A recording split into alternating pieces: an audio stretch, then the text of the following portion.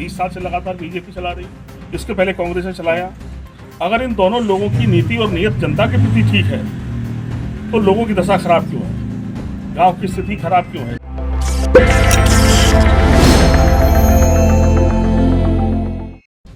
मेरी राजनीति का मकसद पैसा कमाना नहीं, बल्कि गरीबों की मदद करना और उनके काम आना है।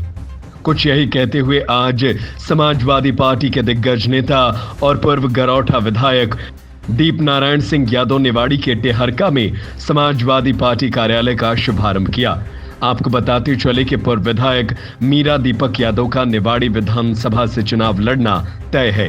हालांकि अभी अन्य पार्टियों ने अपने प्रत्याशियों के पत्ते नहीं खोले हैं, लेकिन अब दूसरी पार्टियां इस बात में उलझी हैं कि कैंडिडेट पर भरोसा करें।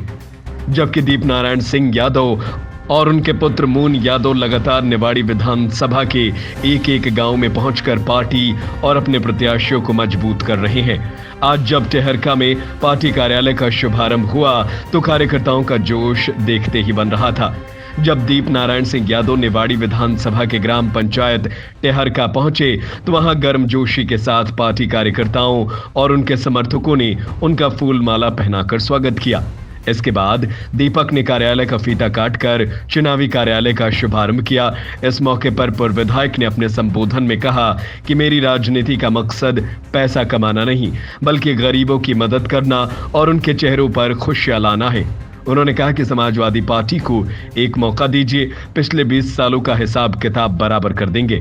विकास क्या होता है ये वो आगामी 5 वर्षों में दिखा देंगे। दीप नारायण सिंह यादव ने अपने कार्यकर्ताओं को डोर टू डोर कैंपेन करने के लिए प्रेरित करते हुए कहा कि कोई भी व्यक्ति रह न जाए और एक एक व्यक्ति तक हम अपना संदेश पहुंचाकर जनता को उनके हित के बारे में बताएं, जिससे इस बार जनता खुद को ठगा हुआ महसूस न करे। समाजवादी पार्टी का सवाल है, मैं कह सकता हूं कि यहाँ के लोगों ने समाजवादी पार्टी का हमेशा सहयोग करने की कोशिश की है।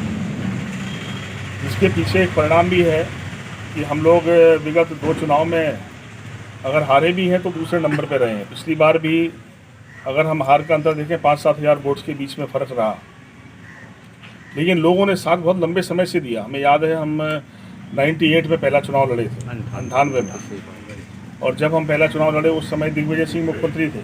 शायद कुछ लोग बड़े हैं उन्हें याद भी होगा, और मेरी उम्र भी 26 साल थी उस समय। बहुत दिनों के जोड़ों के हिसाब तो बहुत फर्क आ जाएगा अभी। तो उस समय कांग्रेस पार्टी ने किसी कुशवाहा जी को टिकट दे दिया था। पहले मिला, क्या नाम था उनका, काशीराम कुशवाहा नहीं, पहले मिला पहले काशीराम कुशवाहा को मिला, फिर उसका अपहरण हो गया काशीराम। और अब वो जमाना, कुछ राजनीतिक बदलाव भी हैं समाज में। पहले एक होता था कि वोट मांगते हुए निकल गए तो लोग वोट देते थे। अब मांगने से कोई वोट देता नहीं किसी को। वोट दान करने वाली चीज़ नहीं बची है। अब तो रिश्ते बनाने पड़ेंगे, आपको संबंध बनाने पड़ेंगे, अपनापन पैदा करना पड़ेगा, जब तक वोट नहीं मिल सकता। तो मैं सोचता हूँ कि हम अपने साथियों से भी आग्रह करेंगे कि समाजवादी पार्टी ने हमेशा पार्टी को एक परिवार की तरह चलाया है, पार्टी परिवार माना है। ये आंदोलन से बड़ी पार्टी है, लोग बरसों से संघर्ष कर रहे हैं, और ये संघर्ष का इतिहास इससे शुरू नहीं होता, डॉक्टर लोहिया शुरू होता है। सुनाइए वर्तमान परिस्थिति क्या है। वर्तमान परिस्थिति 20 साल से बीजेपी की सरकार चल रही है। मैंने शिकायत इसलिए पत्रकार साथियों आपसे की है कि अगर इस प्रदेश को किसी ने चलाया है तो 2 ही पार्टी ने चलाया है। 20 साल से लगातार बीजेपी चला रही है, और 20 साल बहुत बड़ा समय होता है। इसके पहले कांग्रेस ने चलाया। अगर इन दोनों लोगों की नीति और नीयत जनता के प्रति ठीक है तो लोगों की दशा खराब क्यों है, गाँव की स्थिति खराब क्यों है, कर्जा क्यों बढ़ा है। यहाँ गाँव के लोगों पर भी कर्जा बढ़ा, और प्रदेश की सरकार के द्वारा कामों से भी प्रदेश की सरकार पे भी कर्जा बढ़ा है। सरकार पे कोई कर्जा नहीं होता, कर्जा हमेशा पब्लिक में डिवाइड होता है।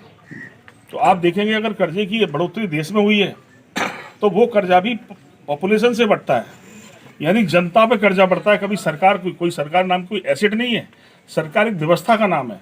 टेहरका से रफत जाफरी की रिपोर्ट।